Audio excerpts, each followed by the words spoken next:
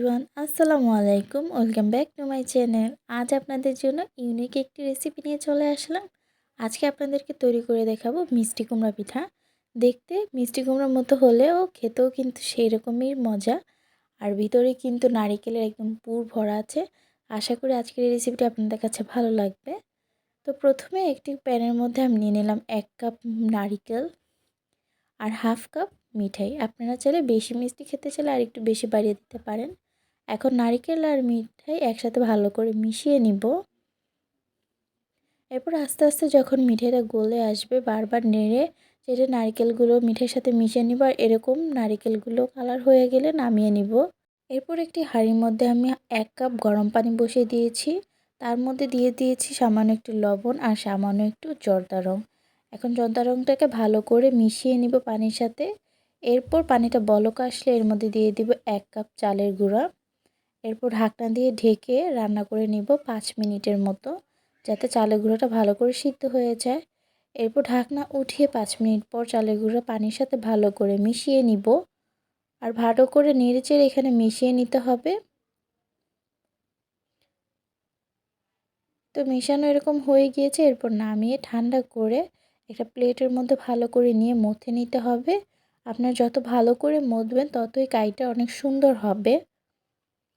এই তো এরপর সামান্য একটু কাই নিয়ে হাতের মধ্যে গোল করে নিব।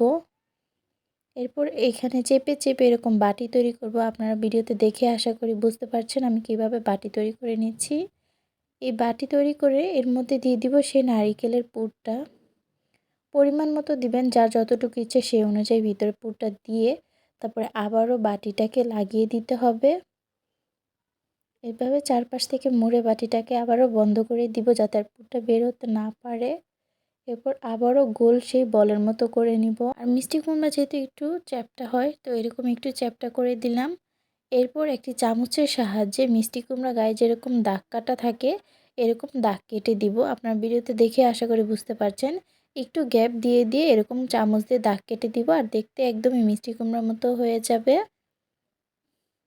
এই তো আমি পুরোটার মধ্যে চামচ দিয়ে দাগ কেটে দিয়েছি। এরপর মাঝ বরাবর একটু আঙুল দিয়ে চেপে তার মধ্যে একটি লবঙ্গ দিয়ে দিব, যাতে মিষ্টি কুমড়ার যে ডাঁটটা সেরকম বোঝা যায়। দেখতেই পাচ্ছেন একটা মিষ্টি কুমড়া তৈরি হয়ে গিয়েছে। এভাবে আমি বেশ কয়েকটি মিষ্টি কুমড়া বানিয়ে নিয়েছি।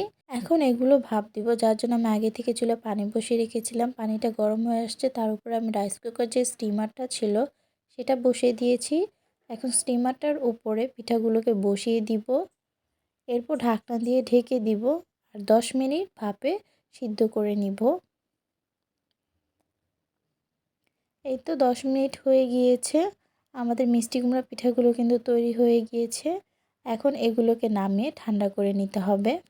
এই তো আমি পিঠাগুলো নামিয়ে পরিবেশন করে নিয়েছি। আর দেখতে পাচ্ছেন আমার পিঠাগুলো কত সুন্দর হয়েছে। আর দেখতে কিন্তু একেবারে মিষ্টি কুমড়ার মতোই, আর খেতে কিন্তু খুবই মজা। আশা করি আজকের ভিডিওটা আপনাদের ভালো লেগেছে। আপনারা বাসায় অবশ্যই এই পিঠাটি তৈরি করবেন আর আমাকে কমেন্টে করে জানিয়ে দিবেন কীরকম হয়েছে। তো দেখা হবে নতুন ভিডিওতে। আল্লাহ হাফেজ।